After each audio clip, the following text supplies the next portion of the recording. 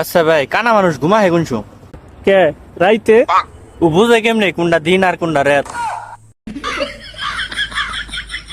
আচ্ছা এটা বাদ দে, আর একটা কথা কই, আমরা যে আন্ডারপ্যান্ট পিন্দি কেউ তো দেখেই না, তাহলে এটা পিন্দি গে?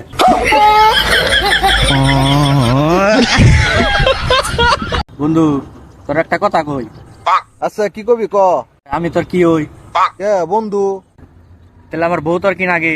কে ভাবি? আচ্ছা ভাবি কি এর সমতুল্য? কে মায়ের সমতুল্য? আর মায়ের জামাই তোর কি নাগে? কে আব্বা হবো? এই হুমন্তে চাল কয় কিরা?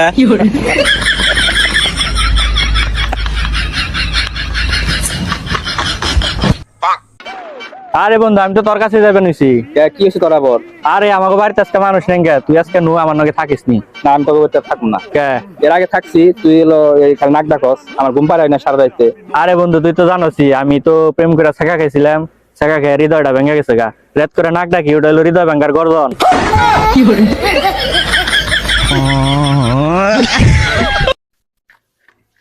বন্ধু আমি তো ফেসবুকে কন্টাক্ট মাস্টার বেশন পাইছি।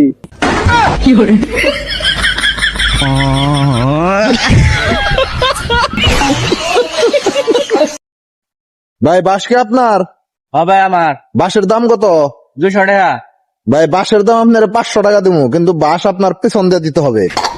আরে ভাই কি কন, এইগুলা তো সারা জীবন মানুষ আমার পিছন দিয়ে দিছিল, এগুলা বের করে আমি আজকে দোকান দিছি। ভাই তোর 25-30 বছর হয়ে গেল, এখন পর্যন্ত তুই বিয়া করস না কেন? আমি যে পর্যন্ত নিজের পায়ে না দাঁড়াবো ওই পর্যন্ত আমি বিয়ে করবো না।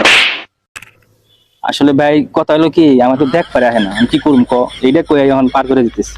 তো অহন কইছো ফাঁসা কথা। আচ্ছা বন্ধু, আমি যে তোর কাছে 1000 টাকা পাই, টাকা কবে দিবি? 500 টাকা আমার মাফ করে দে, আর 500 টাকা তোর আমি দিব না। তখন তো টাকা দিয়ে দিলাম তো, তাই আসতেছস।